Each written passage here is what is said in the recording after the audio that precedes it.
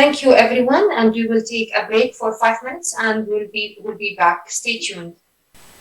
Welcome back, our dear viewers. This is the second session of the conference, and I would like to welcome once again Dr. Ayman Rahmani, sharing this session on hematology in neonates. Welcome, Dr. Ayman. The session is yours. Thank you very much, Ms. Amira. Welcome everybody to the second session of the first day of the conference. We shifting gears to hematology in neonates, hematology problem in neonates. We have three excellent speakers with us. We start the session with a dear friend and colleague, Dr. Muhammad Faisal Kanani. Dr. Faisal Kanani is the Chief of Pediatric Hematology and Oncology in Tawam Hospital in Al Ain. He's been with us at Tawam since 2014 as a consultant pediatric hematologist and then as a Chief of Pediatric Hematology. Dr. Faisal, he's a fellow of the Royal College of Pediatric and Child Health of London. He's a member of the Royal College of Physicians in Ireland, and he done his fellowship in pediatric hematology and oncology in a hospital for sick children in Toronto. Dr. Faisal is going to talk to us about common bleeding disorders in neonates and how to approach these neonatal bleeding disorders. Please join me. Welcome, Dr. Faisal Kanani.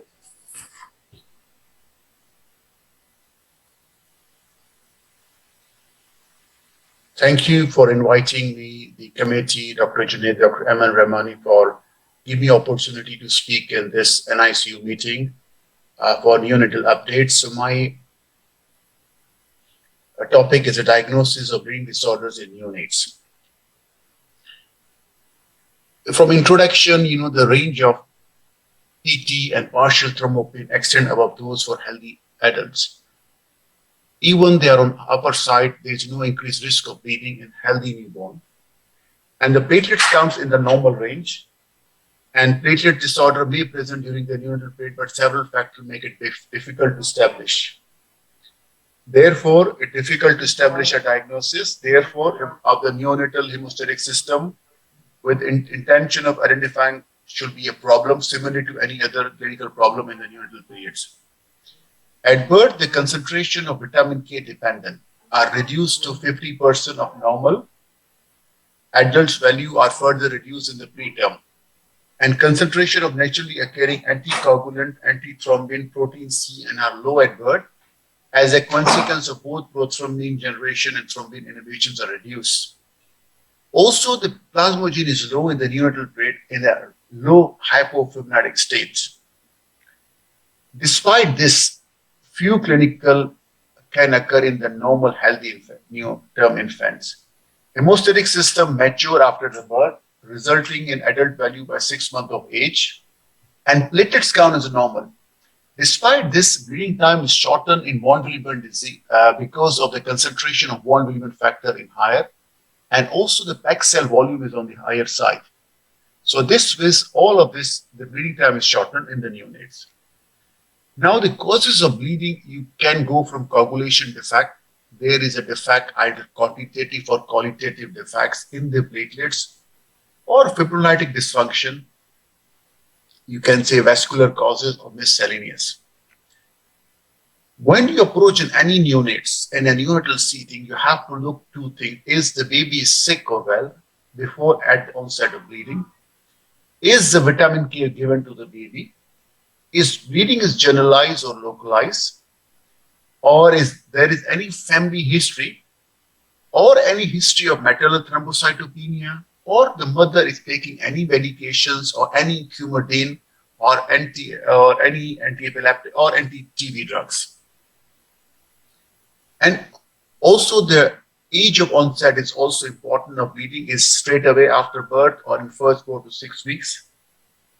Is the bleeding petechiae within small mucosal hemorrhage or as a bleed deep or large, or are coexisting sign like a conjugated hyperbilirubinemia or organomegaly or sign of sepsis? So this is we learned from our books from physiology. This is like you have extrinsic and extrinsic pathway.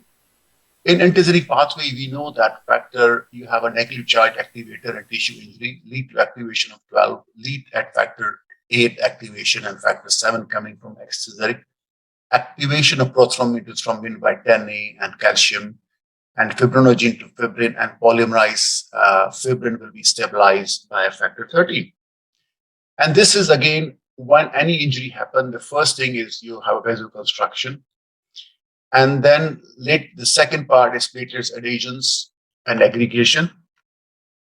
And then you have a secondary hemostasis, as I explained, tissue factor lead activation of coagulation, which lead to prothrombin to thrombin and fibrolysis. This is the normal coagulation cascade.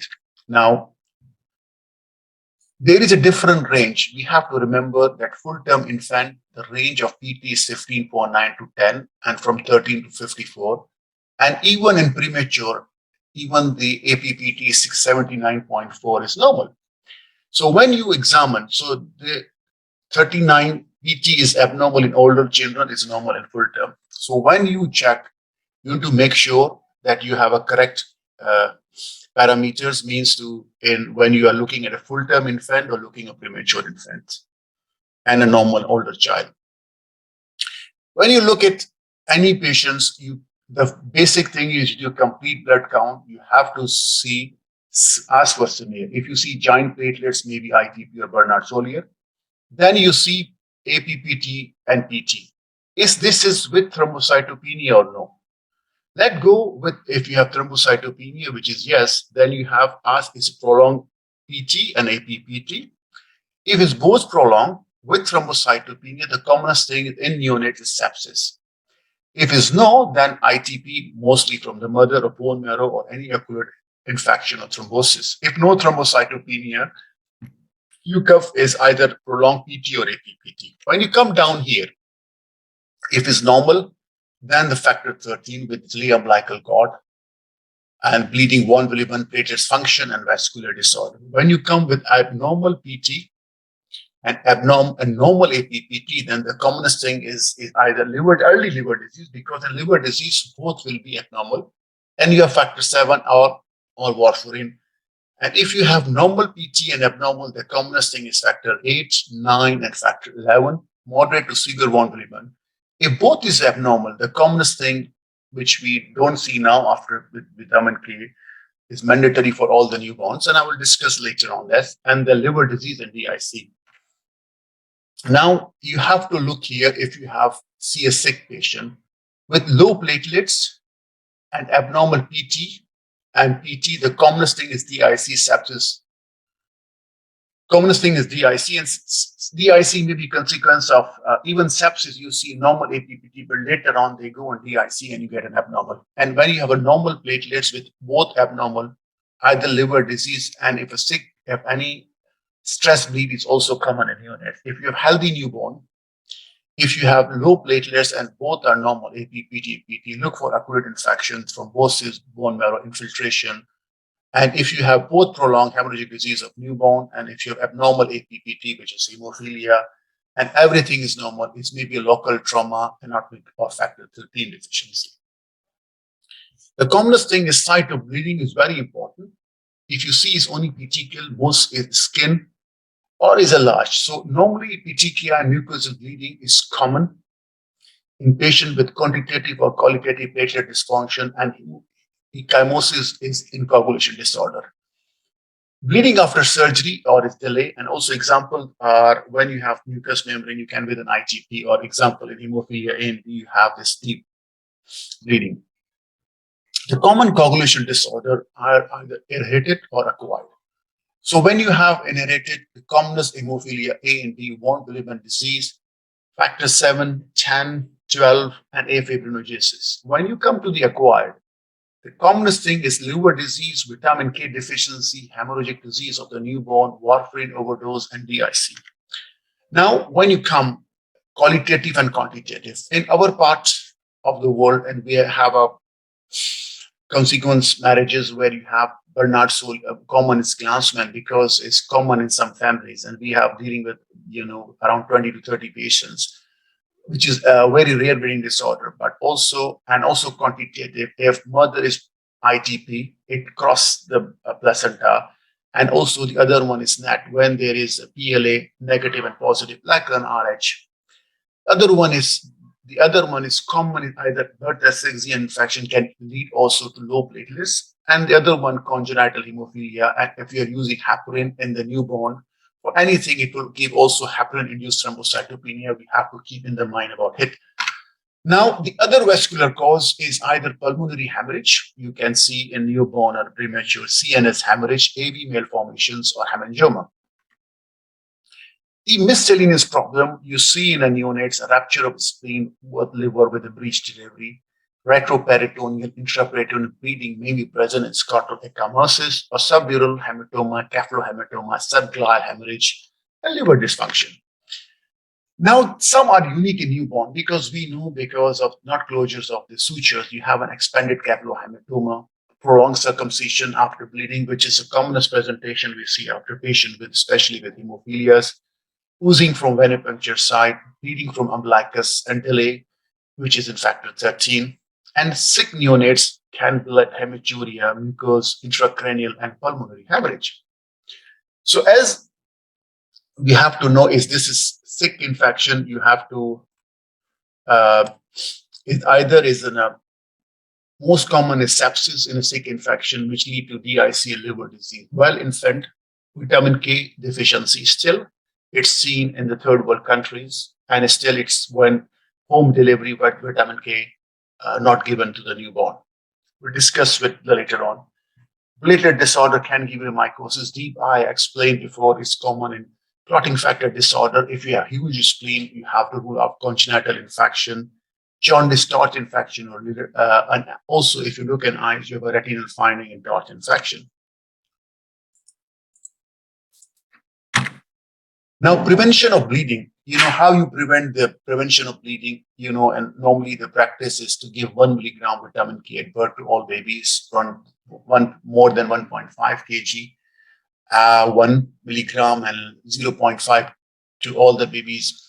And if the baby is on TPN, broad spectrum antibiotics, you have weekly sometime, and give 10 milligram to mother if before delivery, if the mother is on any epileptic medications like phenobarb, phenytoins, taking anti-TB drugs, or getting coumarins like warfarin. The commonest dilemma, you know, as in the neonates or when as in a junior doctors that they face a solo blood syndrome when the baby or newborn pass the blood or bloody stool during the first couple of days of life. And then we have to know is either from the mother, because normally from a fissure when the child is breastfeeding, or you confuse with the hemorrhage from the gut from the newborn. The simple test we should do, F test. F test is actually to rule out, we know that hemoglobin F, which is alkali resistance, and compared to the normal hemoglobin, which not alkali resistance. So simple way to rule out that if the child is well, only GI bleeding is noted, it's performed on a gastric aspirate or a stool. You can do in a labor ward that mix 1 part of bloody stool or vomit with 5 parts of water, centrifugate, and put 1 ml of non-sodium hydroxide to 4 ml of supernate. So if the colors change from pink to yellow, it's maternal, and if the color same, it look like a fetal. So it's very good test. It can be performed in the ward. The commonest thing you do with the test for platelets disorder, we don't do anymore this bleeding time. The best thing is complete platelets count. And PFA 100 can be done in neonates now, but some lab have to be qualified and they have about the reading, you know, because there's a different reading of platelets function assay in neonates and children, which fortunately, the PFA 100 and aggregations to be done in Dawam, and we are the only center at the moment doing it. And then the values are already verified and correlate with the normal ranges. Test for coagulation, like as explained, the intrinsic pathway, you have factor 7. Common is factor 8, 9, and 11, and 8 ET, which measure, which is factor 7. And 10. So factor 10 is both intrinsic, extrinsic, and thrombin time is the final step of coagulating cascade. And then fibrinogen and D dimer. And other thing is the best is also look for a smear because it's very important in time when you're looking for DIC. You see a fragmented RBC and also granulation of platelets and also toxic granules. The child have a sepsis can be seen in the white blood cells. Now the treatment, what you treat them, vitamin K, which is one dose we normally give if not given to the infants. If infant receive TPN, they have to get it regularly. Ideally, vitamin K should be given for prolonged PT and APPD due to vitamin K deficiency with a minimal bleeding. But FFP, which is fresh frozen plasma, should be reserved for significant bleeding or emergency. Still, your test will come back.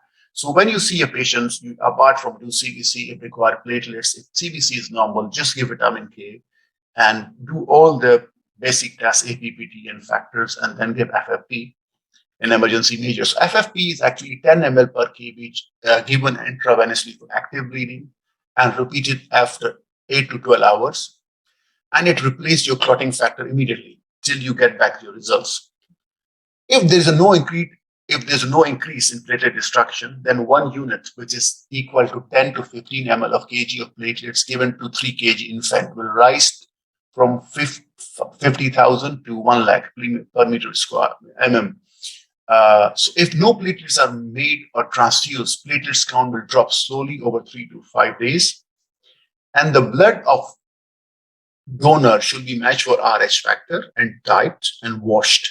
We need to give a wash because RBC will mix in the platelets concentrate. Now then, when you find the deficiency, then you have to be given, depend upon if the child is diagnosed with hemophilia, you give the factor 8 or factor 9, depend upon the diagnosis. If severe von Willebrand is considered, you have to give plasma derived von Willebrand factor.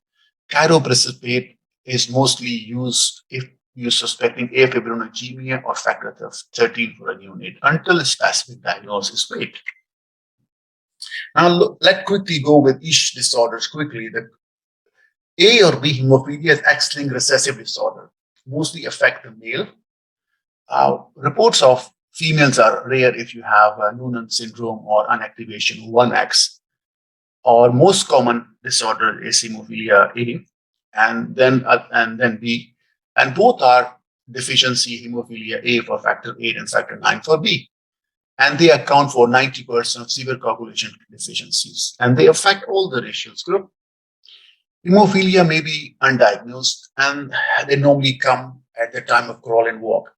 But as we know, that's most of the time circumcision is a common practice in our part of the world where you give circumcision before discharge and then bleeding post-circumcision and also the deep hematoma after the vaccination. The commonest, you see prolonged APPT be corrected by the mixing and then you run your factor 8 and 9.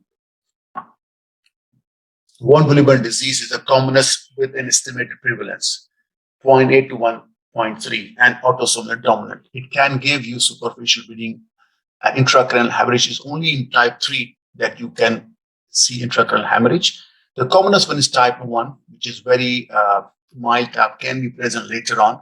But type 2B can come with thrombocytopenia. The diagnosis in type 3, which is typical like an hemophilia A, but you find a low level of factor 8 and von Willebrand factor because von Willebrand carry factor 8. So that's why if the von Willebrand factor is not available, so nothing to be carry factor 8. So always when you find a patient you suspecting a newborn and hemophilia, make sure you also do von Willebrand antigen. Sometimes you can mix your von Willebrand type 3 because you keep giving factor 8, the child will not improve until you give a plasma derived von Willebrand factor or you give FFP. And some cases of type 3, we also diagnose in neonates where there is a reduced von Willebrand activity. The management of DIC. Now, DIC is secondary phenomena. Management is reversible.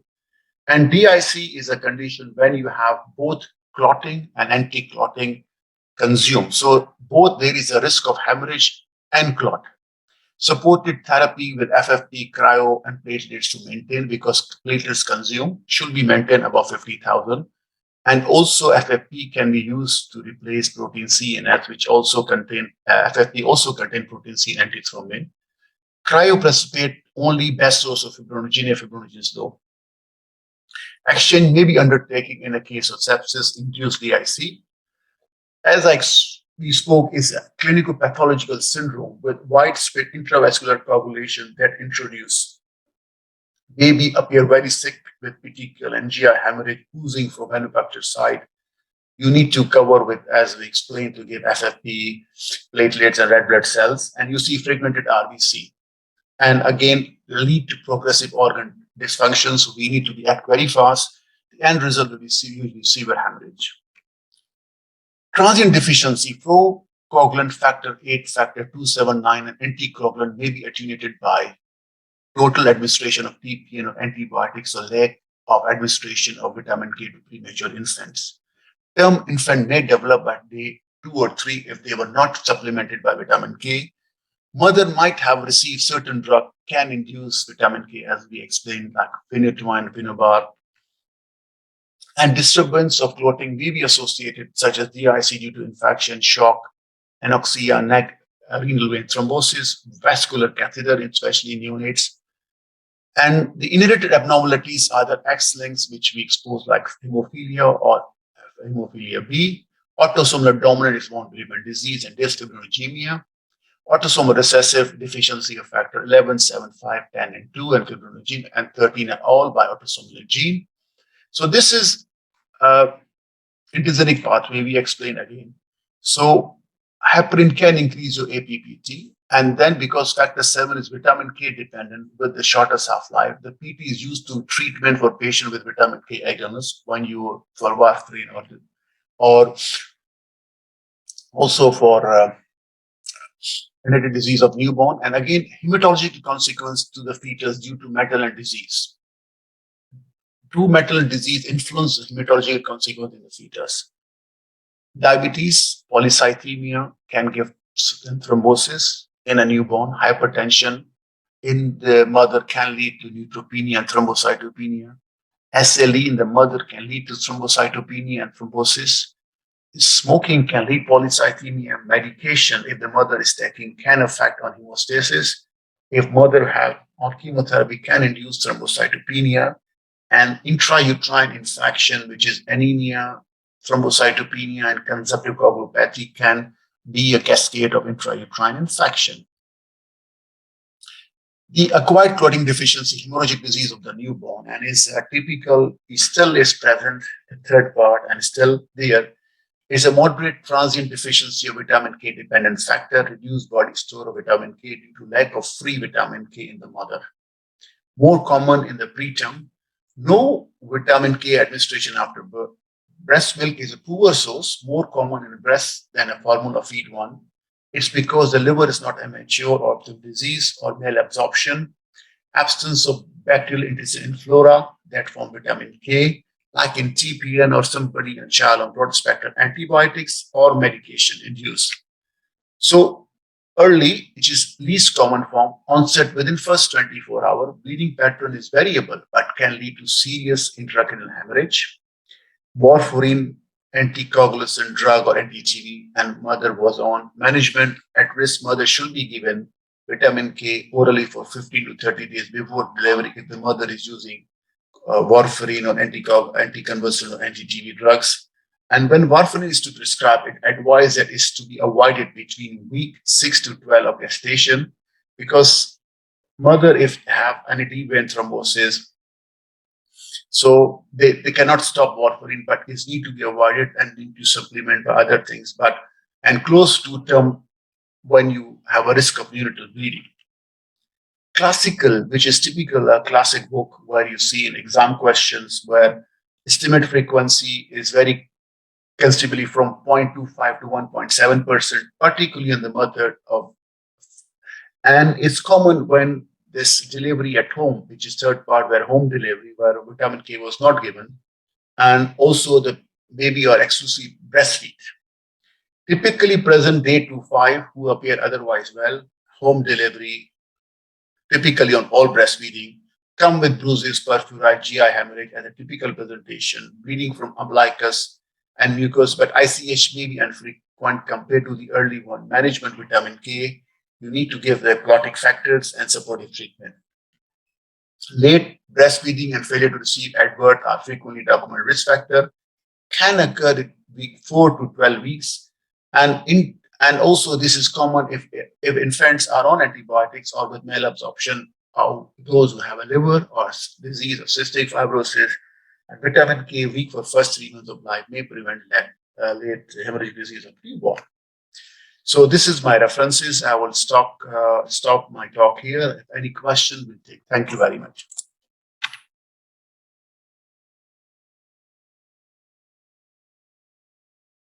Thank you very much, Dr. Faisal, for a very detailed lecture about the very important problem in neonates. We're going to stay in the field of hematology with the next speaker. It's my pleasure to introduce Dr. Ashish Kumar.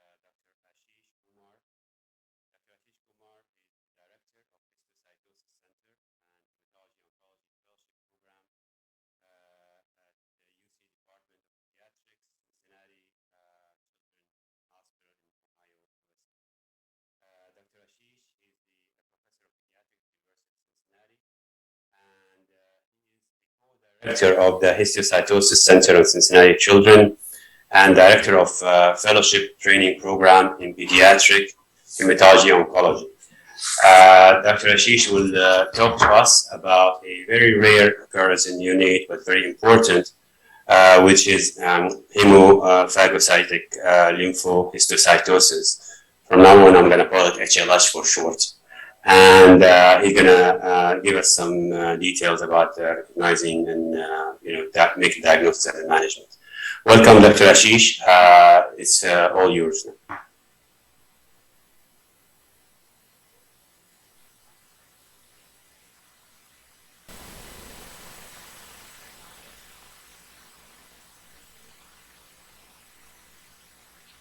Good afternoon. Thank you for inviting me to share some of my knowledge about this condition that, as you heard, it is quite rare, but it is quite important to know.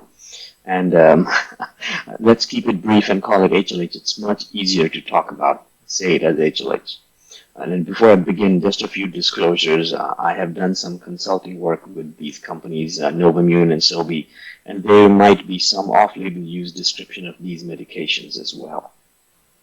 So what is HLH? Because you are a neonatologist, you probably have heard the other HLH, hypoplastic left heart. That is not what we're talking about. So it's a big word, hemophagocytic lymphohistiocytosis.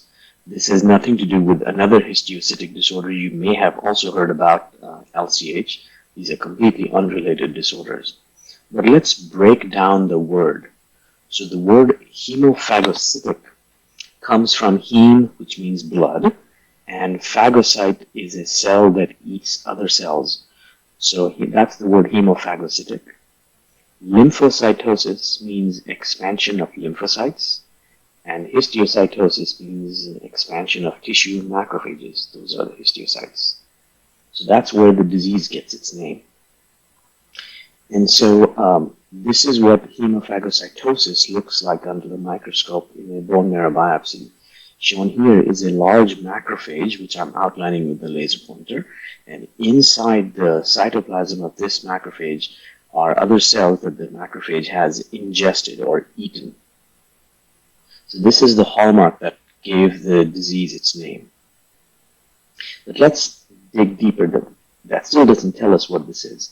The most important thing to remember is that HLH is not a single disease entity. It is not a diagnosis in itself, but rather it is a clinical description or manifestation of many underlying diagnostic entities.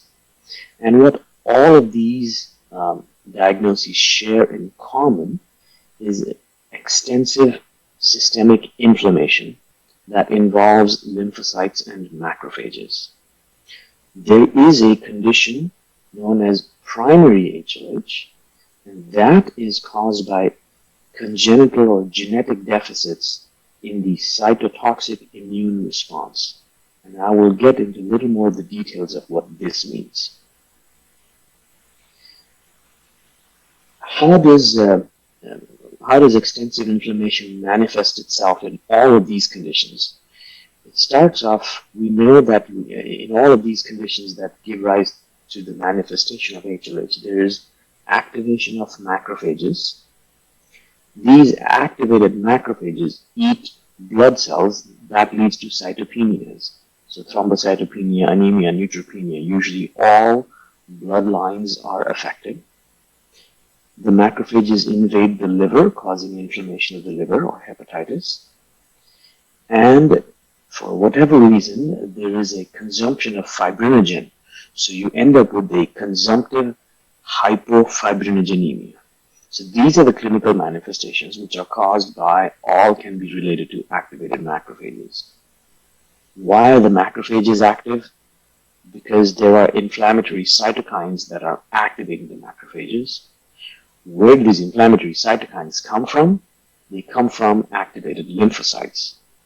So this is the main problem. You have extensive activation of lymphocytes. These lymphocytes release cytokines. Those cytokines do two things. They activate lymphocytes again, so there is this vicious loop. And then they also activate macrophages, and then these activated macrophages cause these symptoms. This is not a new disease. It has been known for a while. It was first described in the journal Lancet.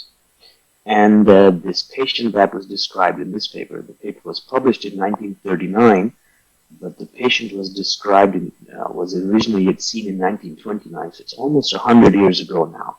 The first description was found in the literature, and this patient was described as having fever, wasting, splenic and hepatic enlargement, jaundice, purpura, anemia, leukopenia, and then phagocytosis. So these are the same clinical manifestations that we now recognize in this disease. And it was a few years later, it was found that this could be familial when two infants in the same family were described who had similar features. This was, in the 1950s when these drugs that we have nowadays did not exist. And so this has been known for a while, but then finally the Histiocyte Society came together and in the 80s and 90s came up with this terminology of HLH. The Histiocyte Society also came together to come up with diagnostic criteria, and they conducted a clinical trial that was called HLH 94 because it was 1994 when the trial started. It was in 1999 that the first genetic defect mutations in this gene called perforin were identified. And then in the year 2004, the diagnostic criteria were revised, and the next clinical trial initiated called HLH 2004. And the diagnostic criteria from HLH 2004 is what most physicians use to diagnose HLH today. So what are those criteria? And those are listed here. There are 8 features, and for the HLH 2004 clinical trial, if a patient met 5 out of these 8 features, they met the diagnosis of HLH. And this was fever, splenomegaly, cytopenias affecting 2 cell lines, elevated triglycerides or reduced fibrinogen, presence of hemophagocytosis in the bone marrow, spleen, or lymph nodes, decreased NK cell activity, elevated ferritin, or elevated soluble CD25, which is also known as the IL-2 receptor alpha. If 5 out of these 8 features were present, in the absence of a malignancy, the patient was said to have HLH. Now, so this is the dogma that is still practiced, that if the patient meets 5 out of 8 diagnostic criteria, they meet the definition of HLH. If a genetic mutation is identified, we now know of several genes that lead to HLH. It is called a primary or familial HLH. If there is no mutation, it is considered to be secondary HLH. And if the HLH recurs after treatment, it is again labeled as primary. That means there's something intrinsically wrong with the patient's immune system. The problem is that those criteria were established in 2004, that was 17 years ago, we now know a lot more about the disease, and we know a lot more about the manifestations of other diseases that can be confused with HLH. And I will illustrate that with some examples. And so this is the one that is most relevant to this audience. And this is a true case, and I have several like this. So we got a call about from a newborn IC from our NICU saying that there was a full-term baby male who was born and found to be in respiratory distress, and there was very difficult to revive, and eventually ended up having to be intubated. And they found that there was a massive liver and spleen enlargement, also noted to have petechiae, and that led to the CBC, which showed the baby had pancytopenia. And so they suspected sepsis. All cultures were drawn and antibiotics were given, but it made no difference, and the cultures were negative. But because of the hepatosplenomegaly and petechiae, a bone marrow biopsy was done, which actually showed hemophagocytosis. So when they put that, they started thinking, could this be HLH? Because we at Cincinnati Children's, everybody thinks of HLH. And so they checked ferritin, it was elevated. Checked soluble alkaline receptor, it was very high. The fibrinogen was not low, but it was not elevated either, it was just normal. So we have a baby now who has splenomegaly, which is one of the features, that's cytopenias, pancytopenia, elevated ferritin, elevated soluble alkaline receptor, and they saw hemophagocytosis in the bone marrow. And so met the diagnostic criteria, and that's what they called us. Now, remember, no infections were found, and the HLH markers are elevated, so they initiated treatment with dexamethasone. But fortunately, in one of the very attentive nurses in the NICU noticed that there was a small lump in the baby's axilla. So it turns out this was an axillary lymph node. That is highly unusual. It is never found in HLH. So they got a lymph node biopsy, and it turns out this baby actually had a lymphoma. It's extremely rare, but newborn baby with a lymphoma, I guess it can happen. And we subsequently have identified several such children. Two of them were newborns. This child had a lymphoma, another baby had a leukemia, that were all initially labeled as HLH, and they were all treated. But some of them were older children as well, and they were all diagnosed and treated as having HLH due to the HLH 2004 criteria. But they all had either underlying malignancies or infections. So we published one paper, this was in Pediatric Blood and Cancer now 3-4 years ago. And in this paper, we described 9 such patients, and unfortunately, only 1 is surviving. All the other 8 patients died because they did not get the right treatment up front. So let's go back and visit this pathogenesis of HLH. And if you can imagine, lymphoma is a collection of activated young lymphocytes that could lead to the same consequences of activation and then the clinical features that are described. So what is primary HLH? Why do we care so much about this? Why is this concern? And in order to understand that, let's briefly review the normal immune system response. So if we go from left to right in this diagram, if there is an invasion or abnormal activity in our body, such as a viral infection, the antigen or the first cells that encounter it, neutrophils or macrophages or any other type of cell, they present this antigen to cytotoxic lymphocytes, shown here as CD8 T cells as an example. In response to this activation, the T cells will expand, they will become activated, and they do 2 things. One is they secrete cytokines such as interferon gamma, and the second is that by direct contact with the antigen-presenting cell, they kill the cell, and with that, the virally infected cell is killed, so the virus is eliminated. So you have clearance of the virus, and once these antigen-presenting cells are removed, they are no longer stimulating the T cells, so the immune response is also terminated. these T cells are then, they shrink and they are saved for future use if the same virus is seen again. Now, what if this process goes wrong? And specifically, I'm talking about what if the lymphocytes cannot kill the infected cell? There are two problems. One, that these cells and the infections, they persist. And as long as they persist, they will continue to stimulate these T cells. These T cells will, they cannot kill, but they can secrete lots and lots of cytokines such as interferon gamma. And as they continue to be stimulated, they expand and they infiltrate other organs. And then these cytokines will then activate the macrophages.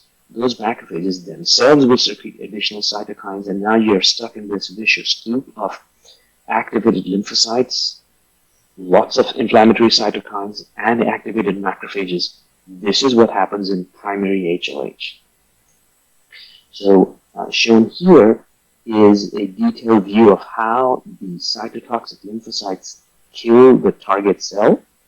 They do so by creating an immunologic synapse, which is similar to the neurologic synapse, where two cells make contact, but there's a small gap in between. And the cytotoxic cell will then release the contents of these cytotoxic granules. In these granules are two chemicals. One is perforin, which is a protein that makes a pore or perforates the target cell, the target plasma membrane, through which will enter granzyme, and that will destroy this cell.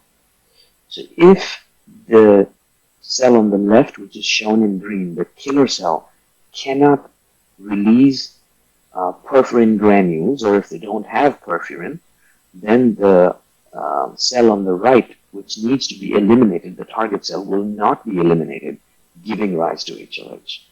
So if the cell does not have perforin, it can release all the granules, but it's like you're shooting with a gun, but your bullets they are blanks. They don't have any ammunition in them. That is what if you don't have perforin. That was the first genetic defect that I mentioned earlier.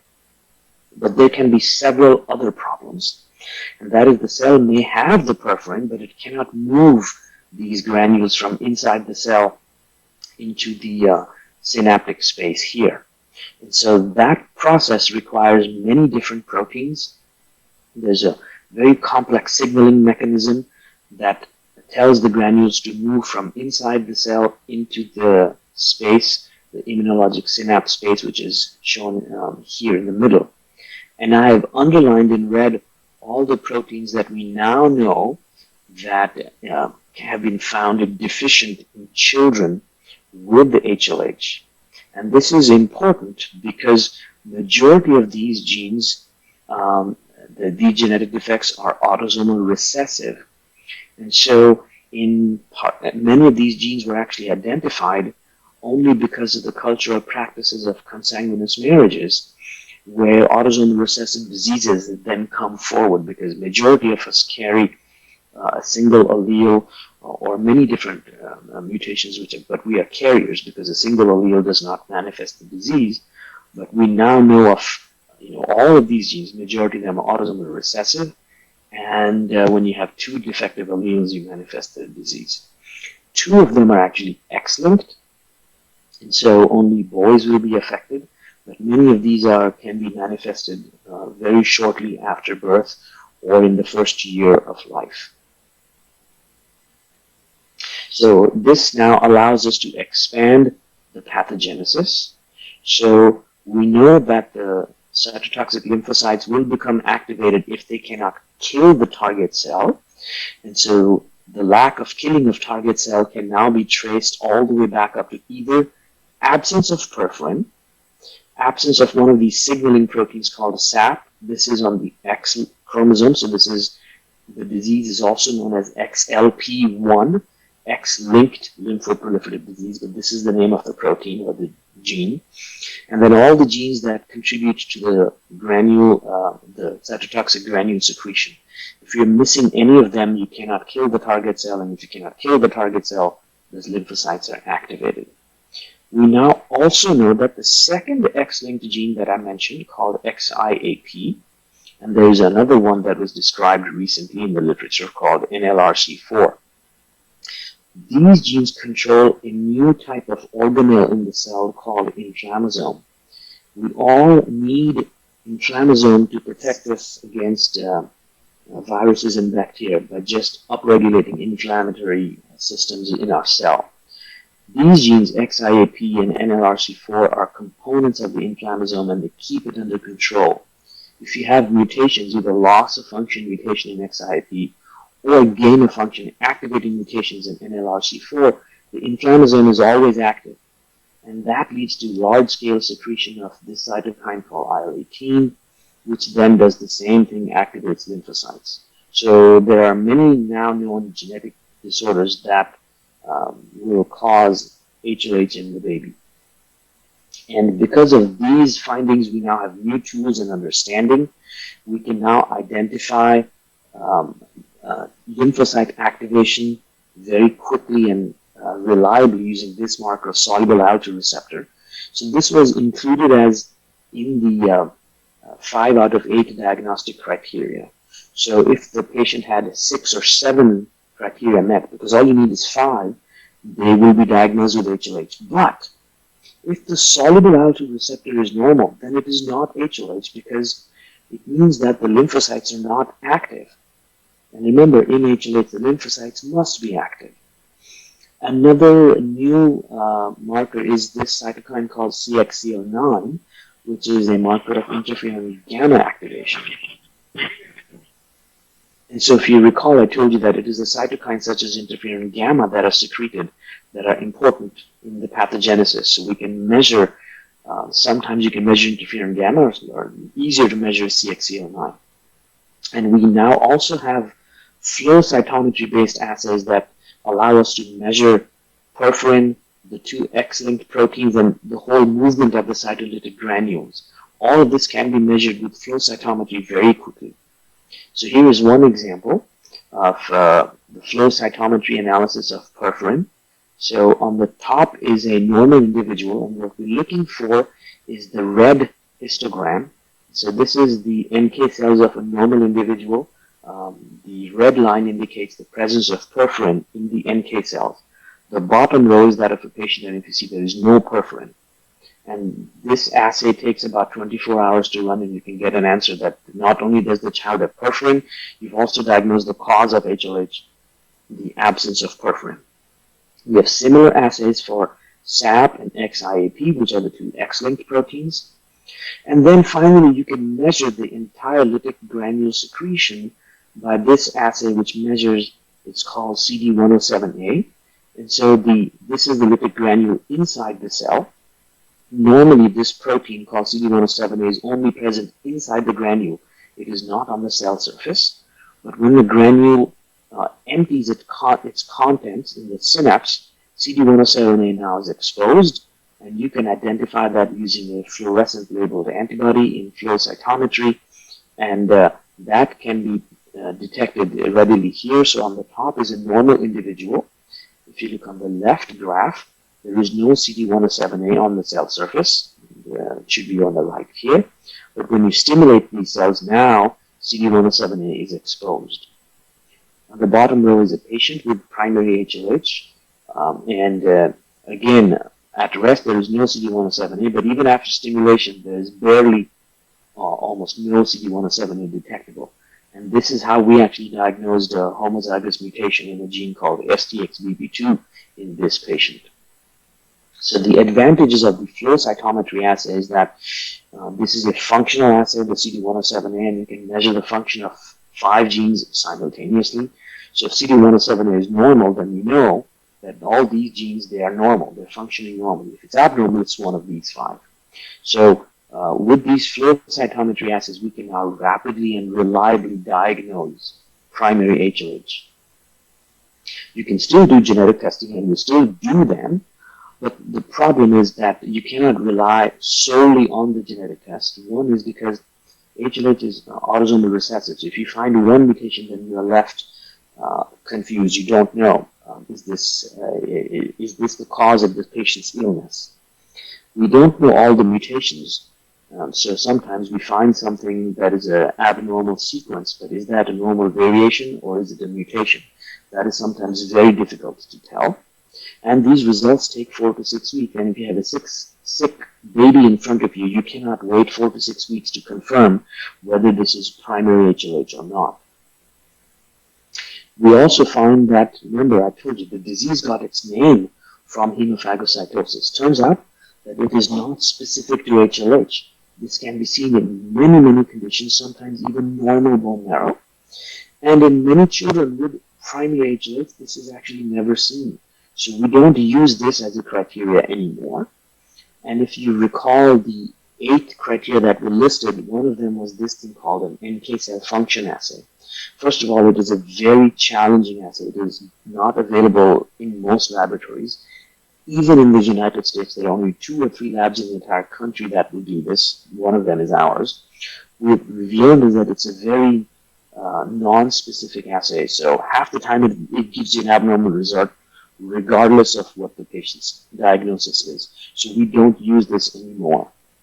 And so basically what I'm trying to tell you is that the HLH 2004 criteria may have been appropriate back in 2004, but now that we know more about this, what we are learning is that an elevated ferritin does not matter how high. There are some papers that mention that the ferritin above 10,000 is more specific to HLH. In our experience, that is not true. Even though I mentioned soluble alpha receptor is a requirement to diagnose HLH, it also is not specific. You cannot diagnose HLH without elevated soluble alpha receptor, but just because it is elevated does not guarantee that it is HLH either. And if you all recall, fever, splenomegaly, cytopenias, these are features of many infections, and sepsis sometimes can give rise to that. And of course, leukemias and lymphomas, like I've already mentioned. In the HLH 2004 criteria, also not included are these challenges that if the fibrinogen is normal or elevated, it is almost never HLH. If you have a high white count, usually it is sepsis or leukemia. But the criteria don't mention that if you have a white count, it cannot be HLH. And as I showed you by an example, that lymphadenopathy is almost never seen in HLH. So if there's a lymphadenopathy, usually we're dealing with something else. So I'll give you one other example. Another full-term newborn was diagnosed with HLH, and that's because, again, a male found to be jaundice at day 14 of life, so a little late for the usual causes of jaundice. And then were found to have hepatomegaly, thrombocytopenia, and leukopenia. All the cultures were drawn and antibiotics were given, but that was negative. And then he was noted to have elevated ferritin and elevated soluble alpha receptor. Initiated HLH therapy, but his condition continued to worsen. And so they transferred this baby to our center, and shortly after arrival, the baby died. And basically what he had was disseminated herpes simplex, which is a treatable condition and can manifest with the same features that we find in HLH. And again, just like this one, we have now identified several infections that were confused as HLH. And so the criteria, the diagnostic features, what they describe is just systemic inflammation. And that can happen if you have a primary defect in the immune system. Even with a simple virus, you can get full-blown inflammation causing HLH. Or if you go in this diagram all the way to the left, you may have a completely normal immune system, but a very inflammatory stimulus, such as lymphoma. These are all the infections that we commonly see that can cause HLH. And I'm sure there are others, HSV I did not put on there, but sometimes that can do that. So histoplasmosis, ehrlichiosis, dengue, all of these can do that. And so it's the same thing, like I mentioned, lymphomas or many infections or some other inflammatory causes. All you need is a release or a large bucket of inflammatory cytokines that has been dumped in the blood. And now you get activation of lymphocytes, which then release more inflammatory cytokines, and then you get activation of macrophages, which then leads to clinical manifestations of HLH. So all roads can lead to HLH, and these are the diseases that we know of that can lead to the manifestation of HLH in children, adults, in newborns, We've seen all of these conditions. And this is important because the current recommendations are that if you don't have a genetic defect, then it is secondary HLH. And the current recommendation is that the initial therapy should be the same for all children with HLH, whether it is primary or secondary, and that treatment should not be delayed. But here's the problem. When the treatment is tightly coupled to the diagnosis and the obvious diagnosis has been accepted, the outcome will be catastrophic. And so the treatment for HLH, most people will use etoposide plus dexamethasone. Our French colleagues use ATG plus prednisone. There are many other diseases, treatments described in the literatures. Anakinra, alemtuzumab, these are just some examples. Because if you have familial HLH, when you give them these immune suppressive therapies or chemotherapy, you are putting out the fire. But if you have infection, you're actually fueling the fire, only making things worse, like we saw in the baby with the herpes simplex infection. Same thing if you have a malignancy such as leukemia or lymphoma. When you give such a child dexamethasone and etoposide or any of the other treatments listed, you do get temporary response, but that is actually only a false sense of security. What you're doing is selecting for clones which will actually then give rise to a harder to treat lymphoma or leukemia. And just because the patient responds to immunosuppressive therapy does not mean that they have HLH, because many inflammatory infections such as viruses, mycobacteria, leishmania, and many neoplasms I've already mentioned, they are hyperinflammatory and they will respond to short courses of steroids. But that does not mean that the child has primary HLH or that they don't have an infection. And so I've already mentioned that many leukemias and lymphomas look like HLH. And so just because, and if you don't treat the underlying condition, the HLH will recur. So just because it recurs does not make it primary HLH. So what I've tried to convince you is that the diagnostic criteria that we consider HLH 2004, I would not say they are diagnostic. They should raise the suspicion for HLH, but it is not sufficient to diagnose HLH just based on those criteria. We need more. And so when to think of HLH is anytime you have a child with prolonged fever, inflammation of the liver, reduced fibrinogen, and you've made sure there is no infection, no leukemia or lymphoma. Elevated ferritin and cytopenia should make you think of it, but it's not sufficient to diagnose. If there is a family history of unexplained death in childhood, unexplained liver disease, inflammatory bowel disease in young boys can also be a sign of HLH. Clues that it may not be HLH are elevated white count, normal fibrinogen, normal soluble alpha receptor, if you have that, the presence of positive DAT or Coombs test, lymphadenopathy, and a normal liver enzymes, they should all make you suspect that this is not HLH. So this is our algorithm. I just show it on here because it is freely available on our website. If you just Google HLH Cincinnati, you will find this on our website, and you can download it, use it to, if anybody suspects HLH, whether it is in a baby or in any other child. And so we in Cincinnati, we wait for the test results. We don't jump to the diagnosis based simply on those criteria. Unfortunately, many times this happens on a Friday afternoon or a Sunday when we don't have testing available. So we sometimes will start with dexamethasone and wait to add etoposide if we need to. If the genetic testing comes back as negative, then we have to stop therapy and find what is it that we're missing, the malignancy or infection. I will actually skip this last part in the interest of time, and I will end here. Just know that the definitive treatment for primary HLH only is bone marrow transplant.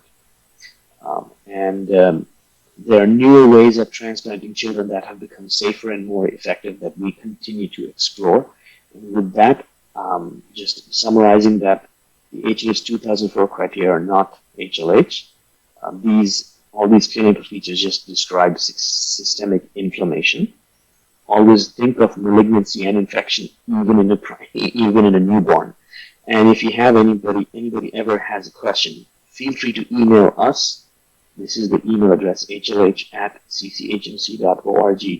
We monitor this email every day, and we will be happy to respond and answer any questions and help you out with your diagnosis dilemma. Thank you, and I will be happy to answer questions at the end.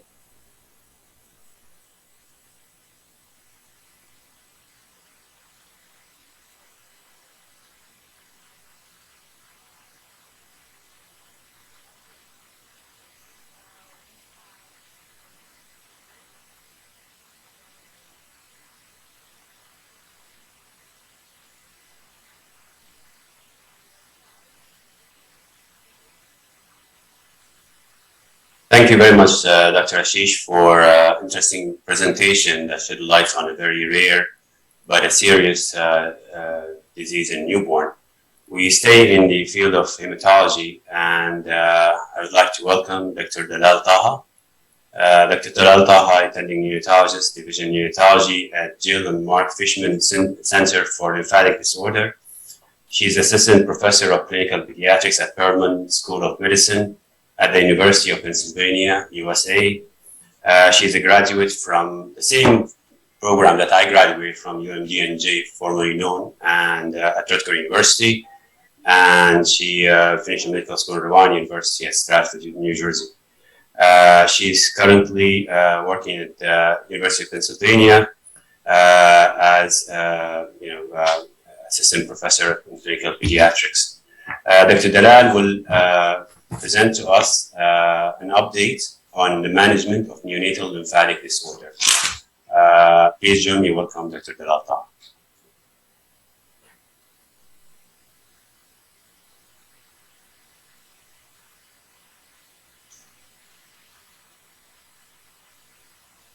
Good afternoon.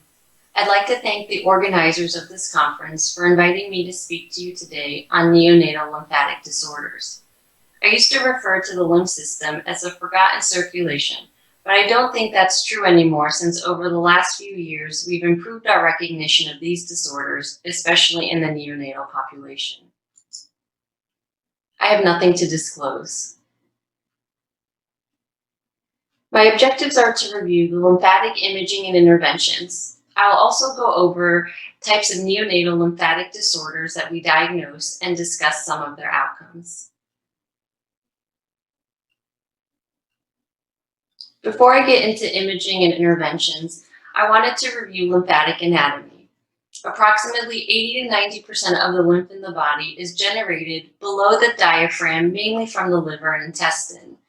The lymph vessels from the liver, intestine, and soft tissue all converge at the cisterna chyli, which then sends the fluid up towards the central thoracic duct.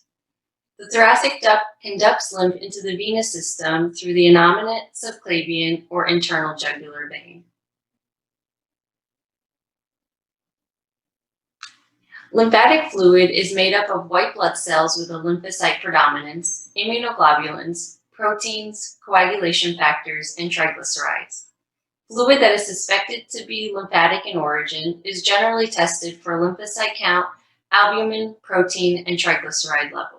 Some patients who have a high volume of lymphatic drainage may actually present with either coagulopathy, immunodeficiency, or hypoalbuminemia.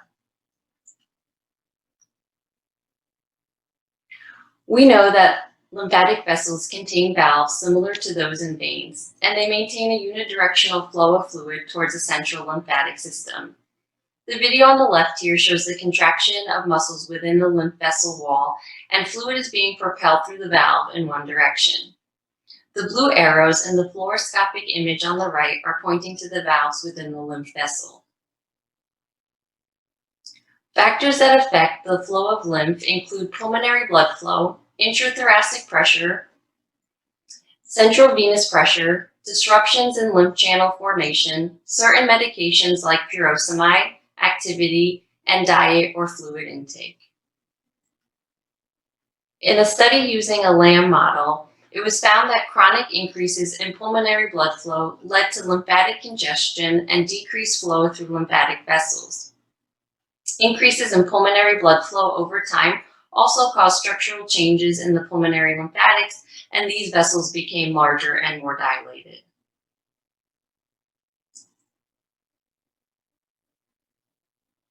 When we suspect a lymphatic flow disorder, we try to obtain imaging, which we hope will help us make a diagnosis. I'll go through these different types of imaging techniques. Non-contrast T2-weighted MR lymphangiography is the only non-invasive method of imaging the lymphatic system. Slow-moving, non-bloody fluids produce a high T2 signal and are therefore easily visualized on MRI. This technique has typically been used to assess the anatomy of the peripheral lymphatic system in patients with lymphedema, but can also be used to diagnose lymphatic malformations as well as see segments of the central anatomy, including the thoracic duct.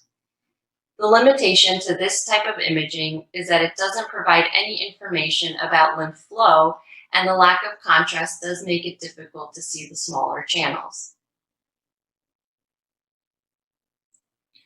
There are 4 types of lymphatic abnormalities that we can see on T2 imaging. Type 1 is essentially normal. When there's perfusion into the supraclavicular region, it's called type 2. Type 3 is abnormal flow extending to the mediastinum, and if the abnormalities also include the lungs, it's type 4. So minimally invasive method to image the lymphatic system is through intranodal lymphangiography. This technique begins with inserting small needles into the inguinal lymph nodes. Through these needles, contrast is then injected and the lymphatic system is imaged fluoroscopically or with MRI. The image on the right is an ultrasound view of the lymph node highlighted by the white star, and this white arrow is pointing to the needle that is entering the lymph node. Lymphatic imaging that requires intranodal access is typically performed in an XMR suite like the one pictured here. The inguinal lymph node needles are placed in the first part of the suite on the left. Once needle position is confirmed, the table that the patient is secured on can move along a track into the MRI scanner, or they may stay stationary if it's undergoing fluoroscopic imaging. If the patient is to be moved into the MRI scanner, gadolinium is then injected into each lymph node. 1 minute after the initiation of injection, scanning is started.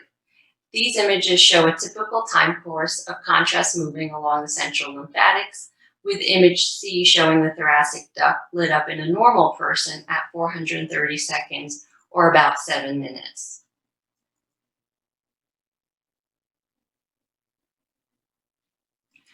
Imaging the flow of fluid within the lymphatic system using MRI is called dynamic contrast enhanced MR lymphangiography, which is also referred to as MR lymphangiography or DCMRL. This video shows the pattern of flow from the inguinal nodes up to the thoracic duct in real time.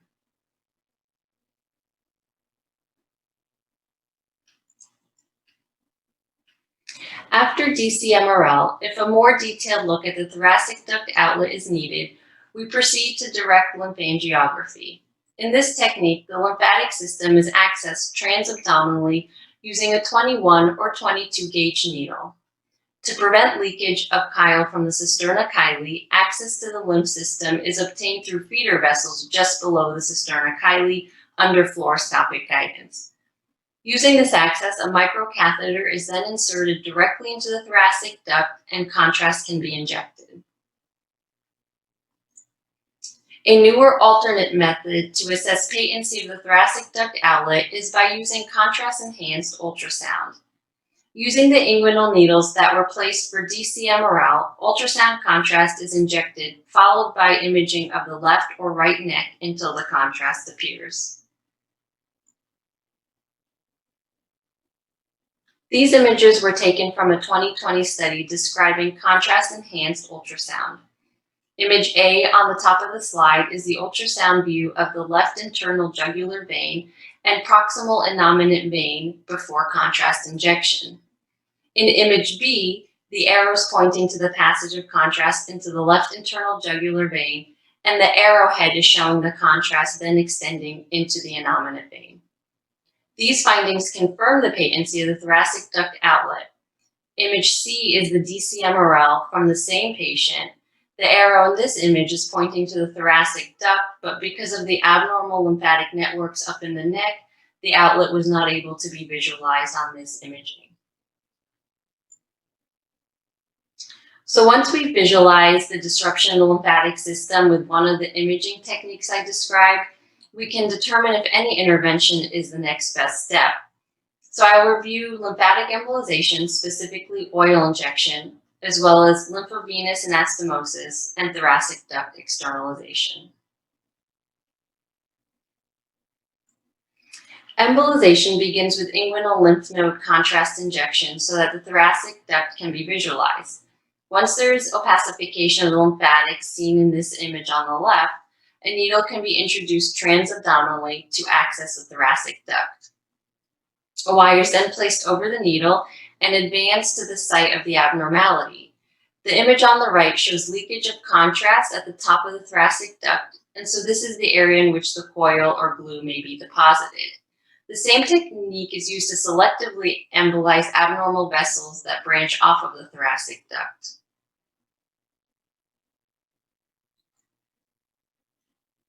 Ethiodized oil can also be used for selective embolization of lymphatic channels and is commonly the treatment of choice for chylothorax. This oil is a radiopaque contrast agent that is made up of iodine and poppy seed oil and has been in use since the early 1900s. Due to its high viscosity, it results in mechanical occlusion of abnormally conducting lymphatic vessels. It is also believed that it causes an inflammatory reaction within the vessel wall, resulting in the sclerosis.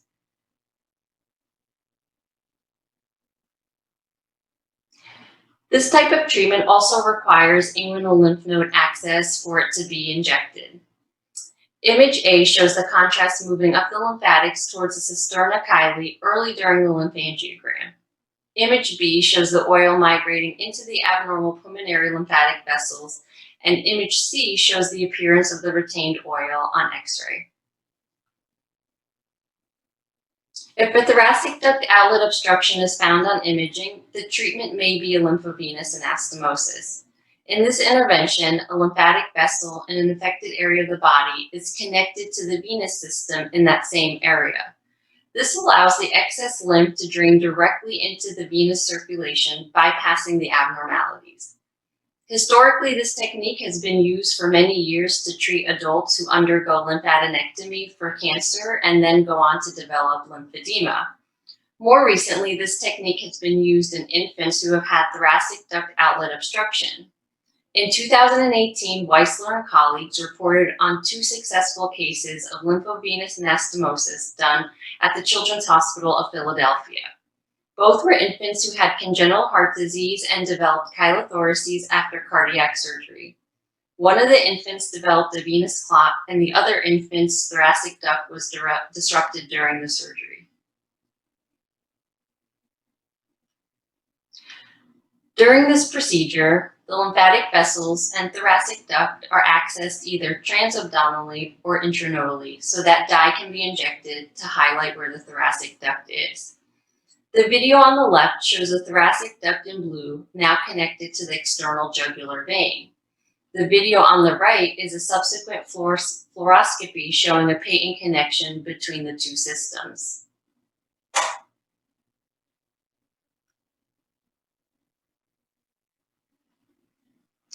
So now that we've reviewed imaging and possible interventions, the remainder of my talk will be reviewing cases of neonatal lymphatic flow disorders. When there is overproduction of fluid or conduction abnormalities, it can result in lymphatic fluid perfusing abnormally to various organs. When lymphatic flow is just to the lungs, it results in pulmonary lymphatic perfusion syndrome.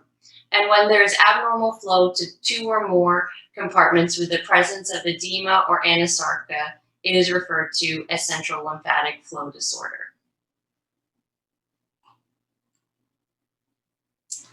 Patients with CLFD have either a congenital absence of their thoracic duct or an anatomic obstruction. Some patients develop a functional thoracic duct obstruction, which typically occurs in the setting of elevated central venous pressure from a clot in the venous system. It can also occur in the setting of high intrathoracic pressure that we sometimes see in our patients with bronchopulmonary dysplasia.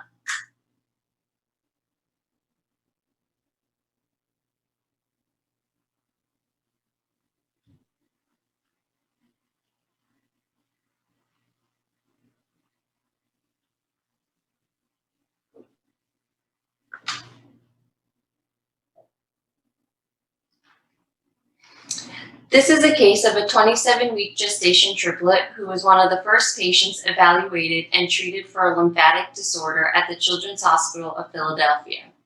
At 2 months of age, she developed bilateral chylothoraces, which were medically managed with chest tubes. At 4 months of age, she had a tracheostomy placed for BPD. This picture was taken after her tracheostomy was placed and shows how severe her anasarca became. We believed her dramatic swelling was secondary to increased central venous pressure and disruption of abnormal lymph channels in her neck. The video and image here were taken from her MR lymphangiogram and shows dermal backflow in her abdomen, abnormal lymphatic perfusion to the lung, and a lack of flow from her thoracic duct to the venous system. Given these findings, she met the diagnostic criteria for central lymphatic flow disorder. This video and image were taken from the direct lymph angiogram that was done to better assess her thoracic duct and shows her abnormally dilated and tortuous duct with insufficient drainage from the outlet to the venous system. Because of these findings, a decision was made to externalize her thoracic duct to allow her lymphatic fluid to drain outside of the body and reduce her body wall edema. This is the video and image taken during that procedure.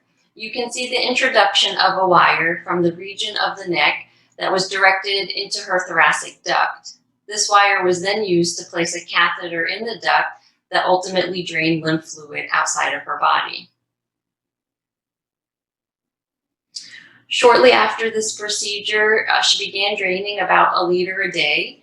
The graph on the left here shows her daily drainage for the first 3 weeks, and the one low point in drainage occurred when her drain was occluded, and it began picking up again after it was flushed. The graph on the right shows her weight loss over time. These are the before and after pictures. The picture on the left was taken soon after she came back to the NICU after her externalization, and the one on the right was taken 2 weeks later. So as you can imagine, during this time, her ventilator requirements greatly improved. We have had other similar patients in which thoracic duct externalization has been used to reduce overall body wall edema, allowing for surgical interventions, specifically lymphovenous anastomosis. Earlier, I mentioned that bronchopulmonary dysplasia can also lead to lymphatic dysfunction. Severe BPD is a heterogeneous disease that affects the lung parenchyma, pulmonary vasculature, as well as the proximal and distal airways. These abnormalities can lead to dynamic hyperinflation in some infants and can result in air trapping and high intrinsic PEEP.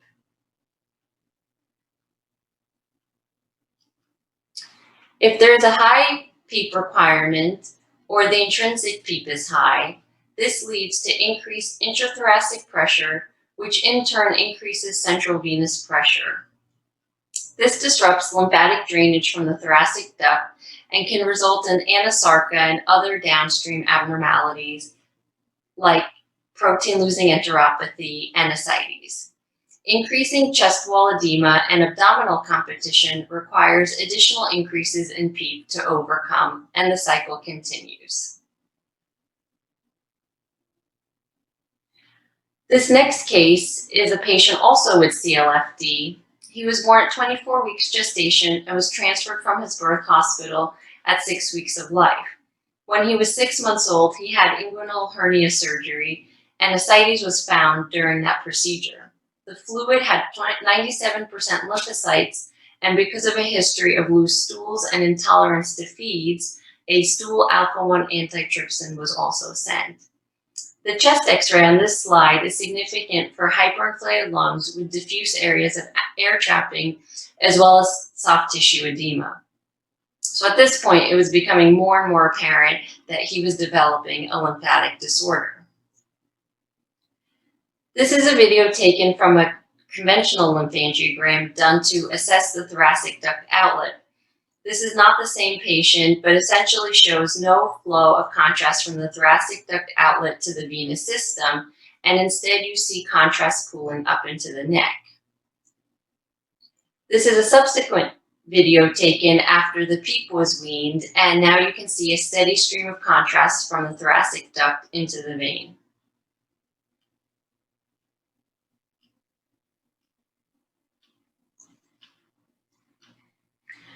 Here is an image from his MR lymphangiogram.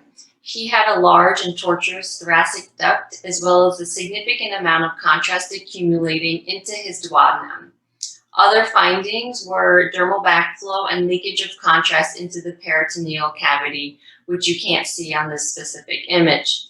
So with these findings, he was diagnosed with CLFD as well as protein-losing enteropathy. PLE is characterized as an abnormal hepatoduodenal lymphatic leak that results in the loss of proteins. Single ventricle palliation surgery is the most common cause of PLE due to lymphatic dysfunction. The main protein that is lost is albumin, and many of these patients will present with hypoalbuminemia in addition to anasarca and ascites. The diagnosis can be made by finding elevated alpha-1 antitrypsin in the stool.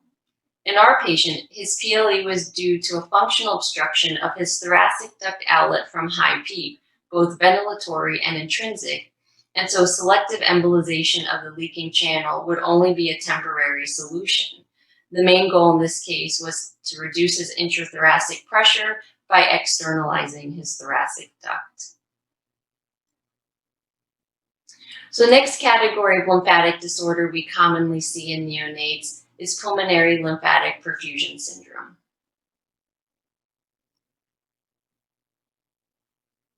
PLPS is the result of abnormal lymph flowing retrograde from the thoracic duct to the lungs while the remainder of the system is normal. When it occurs in infants, it results in neonatal chylothorax. Although this pattern is believed to be secondary to abnormal fetal development of the central lymphatic conduction system, it's also the same pattern seen in older adults who have plastic bronchitis. This study, published in 2018, described the correlation between the prenatal finding of nutmeg lung and postnatal imaging features of neonates with lymphatic disorders. Nutmeg lung is a term used to describe a fetal finding of abnormal pulmonary lymphatic flow on MRI. It refers to a heterogeneous T2 lung signal that looks like a cross-section of a nutmeg. The authors of the study showed that patients with this prenatal finding had PLPS and chylothorax that was then confirmed on postnatal lymphangiography. The last case I'm going to present is a term infant who was prenatally diagnosed with a right-sided chylothorax. She had normal genetic studies and underwent 2 thoracoamniotic shunts prior to birth. At birth, she was asymptomatic and admitted to the NICU on room air. Enteral feeds were started with regular maternal breast milk, and as the feeds increased, she began to develop tachypnea and mild respiratory distress. The X-ray on the left was taken on day of life 0 and showed minimal pleural effusion. Due to her changing status, a second X-ray was obtained on day of life 4, and it showed an increase in the effusion size. At this point, she had lymphatic imaging done to determine if she could be treated, and this video and image was taken from her MR lymphangiogram showing abnormal pulmonary lymphatic flow to the right lung only. A chest tube was placed, and she was treated with intranodal injection of oil.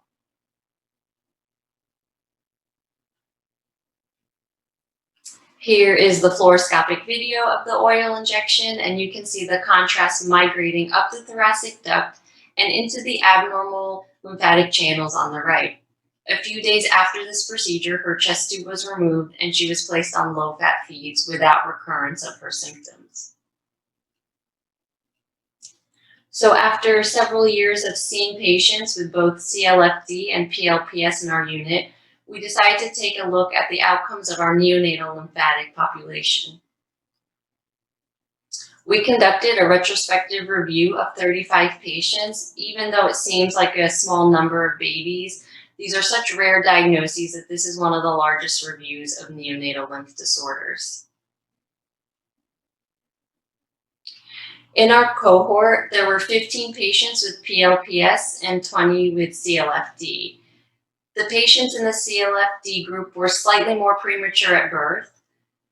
80% of the PLPS group had a prenatal lymphatic diagnosis as compared to 40% of the CLFD group. And I think this is a reflection of the various causes of CLFD. All patients, regardless of their diagnosis, had a history of a chylothorax. Lymphatic imaging was performed on both groups of patients with MR lymphangiography. 85% of the CLFD group had ascites, and 42% had soft tissue perfusion as compared to the PLPS group, which had neither finding. On DC-MRL, almost all of the PLPS group had lung perfusion, but none had dermal backflow, while all of the CLFD group patients had dermal backflow. Following diagnostic imaging, 21 patients went on to have a lymphatic intervention. 11 patients with PLPS were treated with oil compared to 2 patients with CLFD. Of the remaining 8 patients with CLFD who received a lymphatic intervention, 2 received a combination of oil and glue embolization, 3 underwent lymphovenous anastomosis, 2 had their thoracic duct externalized, and 1 had a lymphatic vessel drain placed that was not in the thoracic duct. We found that patients diagnosed with PLPS had 100% survival, while patients with CLFD had only 50% survival. All 15 patients with PLPS had resolution of their chylothorax, including the patients that resolved without an intervention. We concluded that MR lymphangiography, or DC-MRL, is a useful tool in determining diagnosis, directing treatment plan, and providing important prognostic information to families. We also learned by visualizing the extent of lymphatic disruptions, we can develop more targeted interventions for patients with CLFD with the hope of improving outcomes. Thank you very much for your time, and I'll be happy to answer any questions you have during the Q&A session.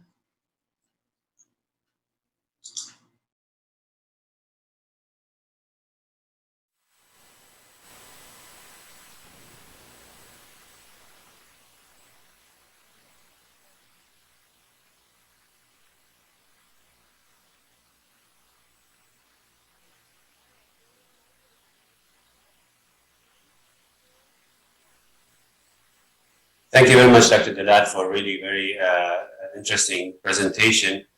And we're going to be joined by Dr. Faisal, Dr. Kumar, and Dr. Junaid Khan for the panel discussion.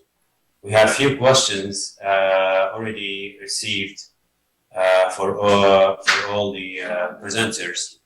I will start with Dr. Kumar. HLH diagnosis, as you mentioned, you need like 5 out of 8 criteria for the making diagnosis. Now, sometimes we have the diagnosis made based on, for example, like high ferritin level or high fibrinogen level. And then when we decide to start the treatment, those levels will drop below the threshold to be diagnostic. So the question is that, is it to make a diagnosis, they only needed to have that threshold exceeded once, or you have to be persistent in the higher numbers? Right. So for making the diagnosis, once is all you need. But I continue to remind, that is the biggest message, that using those criteria of meeting 5 out of 8 is not sufficient to make the diagnosis. It is sufficient to make you suspicious that could this be HLH, but it could be many other things, or the HLH is triggered by an infection. And the last thing you want to do is give a baby who has an infection, give them steroids and etoposide. So be very careful in making the diagnosis. You can definitely suspect it, but to answer that question, one-time elevation is all you need. Great. Thank you very much. And Dr. Faisal just joined us. Welcome, Dr. Faisal, to the discussion. Can you hear us? Yes, yeah, I'm hearing you now. Okay, I just opened my. Very good. We have many questions about your presentation. The first question I have from the audience is that if you have an increased PT and APTT due to TPN-induced cholestasis, then what's the course of treatment or evaluation? See, you have to know that if you have prolonged both, which is extrinsic intrinsic pathway, and we know that vitamin K is a fat soluble, the vitamin, So in that area, as we know, because of prolonged TPN, and I think I mentioned in my presentation that those babies on prolonged TPN need to be given factor 7, the vitamin K. So if you can try to correct it with vitamin K, and it will be corrected unless, if the vitamin K, or if patients going for any procedures, and on urgent basis like a neonate, then you have to give FFP. Otherwise, you just absorb them or need an extra vitamin K to correct it in that scenario. Okay, great. Thank you very much. Dr. Taha, a question about the technology of the lymphatic mapping. Many times in neonate, as you know, we see babies who get sepsis and they get severely edematous.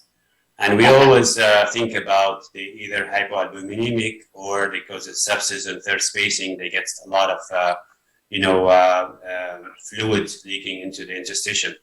Now, if we would suspect lymphatic obstruction for those babies, is the technology that's available everywhere that's to do for example, CT imaging, or is need to be certain like software or technology available to do this? That's a great question. I think 5-6 years ago, there were only a few centers doing the DCMRL or MR lymphangiography specifically. And each year we have more and more centers calling us, sending us MR lymphangiograms to review. So I think it's becoming a little more widespread. The only technology you need other than MRI machine is an interventionalist who can insert intranodal needles followed by the injection of gadolinium. This is the preferred first step for imaging because it does show the lymphatic flow, and certain defects in the system can then be isolated. What gets a little trickier is if you need to get a better look at the thoracic duct outlet, but we're hoping more information on ultrasound with contrast of the outlet would be helpful, that other people can adapt that use. Okay, and once your imaging is done, now is this something that you need?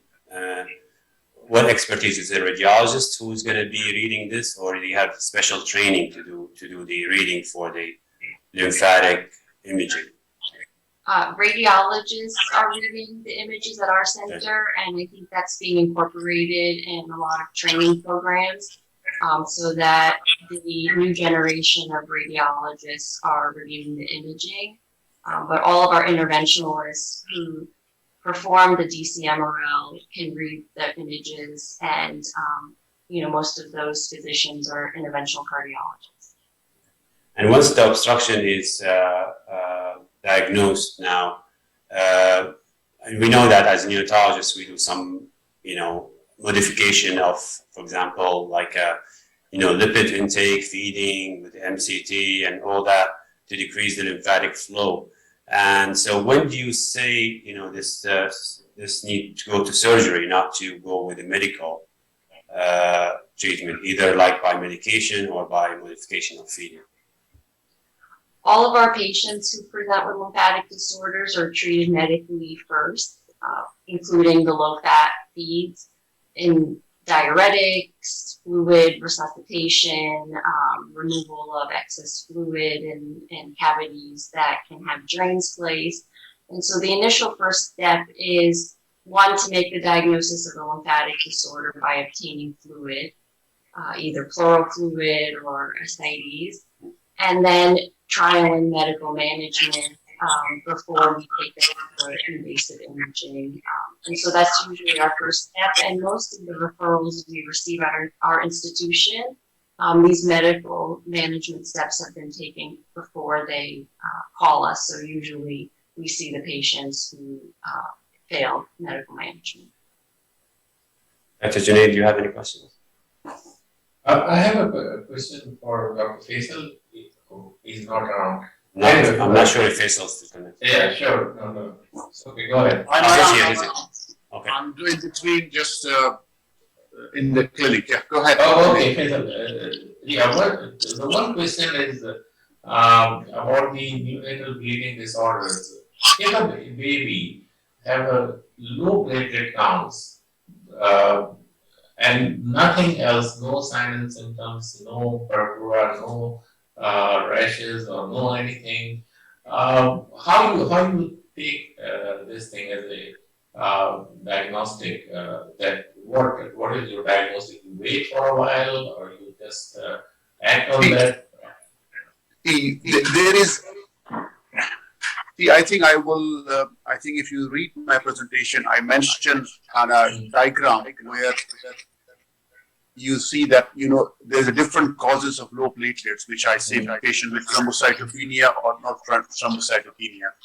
And what you're describing is normal baby, which is not sick looking. Yeah. And then you have to, a normal baby which is not sick looking, then you have to, make sure. I ask you to do a family history from the mother. Is mother, she known to have low platelets from herself, or she have an ITP before? Because sometimes even she resolved, there's some antibodies which cross. And this is a cause. And sometimes the commonest error is iatrogenic. When you do a CBC on a child in neonates or a clotted sample or something, or if it's not full properly, the tube. The other is called, we sometimes, with e-data, you see a clumping of the platelets. So sometimes when we have a doubt, if a normal baby I will ask for citrate platelets and it will clear it out. But unexplained thrombocytopenia, you have to look for a cause. And sometimes because of stress or any, baby have, birth asphyxia, it may give it to you. But again, when to transfuse at what platelets level, it's a debate. But again, if the patient is not sick looking in neonates, we will not do anything. If below around 20 or even 10, we have to wait for it. Okay. But the commonest problem is when either the nurse collect the sample or is the physician collect the sample. Another part is collection error. They have to rectify it first, double check, make sure the right way, and then you diagnose of exclusion. I have a question for Dr. Taha.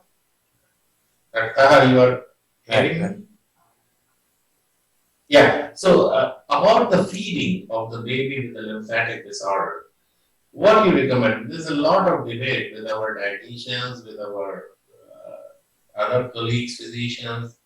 Do you have any specific recommendation? You said that initially you start with the low-fat feeds. So what can, let's say the breast milk is available, but other than that, what do you suggest? I'm glad that you asked that question because that is probably the number one thing I get asked from other physicians and other institutions and within our own division as well. It's a hot topic, and we typically recommend low fat, long chain. So the fat that we want to avoid is long chain fatty acids. So any formula that's low in that, if I can give some brand names without endorsing them, Enfaport is the only FDA in America approved formula for infants. However, it has slightly more fat content than Monogen. So our first line is Monogen, and that's what I would refer to other hospitals.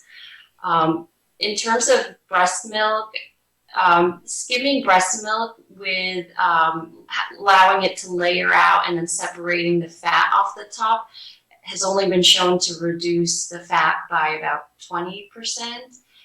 Whereas if you have a centrifuge and you skim the breast milk in a centrifuge, those studies have shown that the milk is actually 99% fat-free. And so if you have the ability to skim in that way, we would recommend using centrifuge first and then adding some formula for additional calories. I have veered away from recommending that because it actually, you have to discard quite a bit of the breast milk. So I will tell people to freeze their breast milk, put it in a deep freezer, because we hope that in a few months we've resolved the lymphatic disorder and we can introduce full fat feeds with breast milk. Okay. Eamon, I have one question for Ashish also. Ashish, a very nice presentation, and if for you, if this question is like a very basic or stupid, so we are just a neonatologist, so baby delivered, and we suspect HLA. At what point of a time we should consult with you? Okay. I would say, making sure you can hear me. Yes. Yeah. Anytime. It doesn't matter if you are suspecting. I would say, let's put it this way: that if you think you want to start therapy before you give this baby immune suppression, and if you want to make sure, then give us a call, shoot me an email, and reach out to any of us. Faisal actually has had several encounters with me on this particular question. So any of us, you can reach out just to be sure that we're not missing. And the biggest challenge that even we face, most of these emergencies happen in the middle of the night or on the weekend, or at a time when you don't have the lab. So you have to make a decision. And in that situation, always save the patient first. And just know that we acted upon incomplete data, but that's what you have to do. Once you save the patient, then we can still confirm the diagnosis. We can do everything even after you've started therapy. The only challenge we run into is if it was a leukemia or a lymphoma, now you've partially treated it. But even then, with the genetic studies, if those are negative, then we can always stop the therapy and wait for things to unfold. So it might take a while, but if you suspect and the child is deteriorating, by all means, start the treatment, save the child first, and then we will worry about confirming the diagnosis later. But you can reach out to us at any time. Yeah, and in addition to this question that, Judith, can I comment something about here? Just to take, Sure. I think I agree with Ashish, but one thing I think Eamon knows it, some of the kids are only presented in neonates only with a liver failure. Apart from what you describe, any patient with acute liver failure in the neonates, you have to think about HLH in this part of the world. We have a couple of cases in our NICU. I think Eamon knows about it. It came with Curie, acute hepatitis, and the neonates turn out to be HLH later on. So, and we need to be very low threshold in our part about HLH, even in NICU. So my question is related to all this, that, okay, there is chances of HLH or any disease, and usually in NICU, these type of babies, we start with antibiotics, and they are immunocompromised, and then therapy is immunosuppression. So how you deal with that situation, Ashish? Sorry for my very basic questions. No, these are not basic questions. These are the challenges that even we deal with on every day. So yes, the disease itself causes, yes, it's an immune defect, but the HLH disease by itself does not make the child susceptible to infections. Okay. It is our treatment that is a bigger contributor to the risk of infection. And of these treatments, I think, believe it or not, it is the corticosteroids that are the biggest challenge. And so we are now moving towards newer treatments that hopefully will be less immunosuppressive And that is the part that I skipped over. I did not finish it in the interest of time. Sure. But we now have new treatment that is approved, at least in the US. It is not approved in Europe at this stage. And that is Gamifant, which is a monoclonal antibody against interferon gamma, known as emapalumab. And I think it is available in the UAE, or at least the company is trying to make it available. And the advantage of these treatments is that they block the cytokine without eliminating or causing immune suppression. So, unlike etoposide that will cause neutropenia, these drugs don't do that. So, currently it is approved only as a second-line agent, but hopefully in the next few years we will learn more. But I completely agree with you. The risk of infection is high, so we have to use prophylactic antibiotics, antifungals, and making sure that we give IVIG and supplementation, but also knowing that we should use as little immune suppression as possible just to keep the disease under control. You don't want everything to become normal. The ferritin in primary HLH will not normalize, and we don't have it to be normal. If the baby looks well and is able to, the liver function is staying normal, then I think bringing things in the safe range is all we need, and using the least amount of immune suppression. But this is even in our part of the world, it remains a very challenging disease, especially in young infants. It is still a big challenge.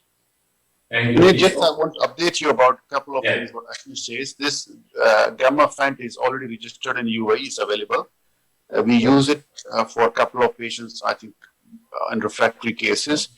The other thing is, as Ashish said, immune deficiency, immune dysregulation, and we are using BCG here. We come across a couple of patients with immune deficiency, triggered secondary or HLH, and then on the top of fulminant TB. So I'm not sure do we have to revise our policy to give BCG upfront here?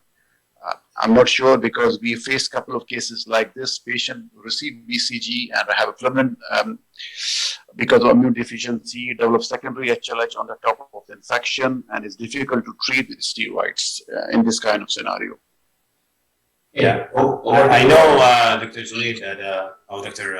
Faisal, that Saudi Arabia, they moved actually the dose of BCG to 6 months instead of giving it at birth, just for a chance that to have the baby have immune deficiency. They worry about kids basically, but if this is can be maybe thought of or implemented, that's a good thing to delay. I know US they don't use BCG, but here still BCG is part of the neonatal care. Right. Well, we don't have TB is not endemic in the US, so yes, our populations are different. But Faisal, that's an excellent question to be considered. But you have to balance that with will the families return promptly at 6 months for the BCG? Those are the questions. I bring this up because I trained in India, and that is a big challenge we face there in the rural communities. When the child is born, that is your chance to give them all the safety you can provide, because they may not come back for the next immunization. And TB being endemic, that's what we focus on. But now, follow-up here is very good, actually. Oh, that's great. Right. In that case, then perhaps delaying BCG, Faisal, that's a great idea. Yeah. Sorry, Dr. Junaid Khan, you had another question. No. I think we have to wrap up because we have a lot of questions coming from you, but the time is really getting a little bit more than what they expected. But it's really great session. I would like to thank all the speakers for a very informative session. Dr. Ashish, Dr. Dalal, and Dr. Faisal. Thank you very much. It was a very good session. And please, if you can join us for the rest of the I know Dr. Dalal is going to join us for the rest of the 2 days. Dr. Ashish, you're welcome to stay with us for next 2 days. Thank you very much for all speakers. Thank you. Thank you.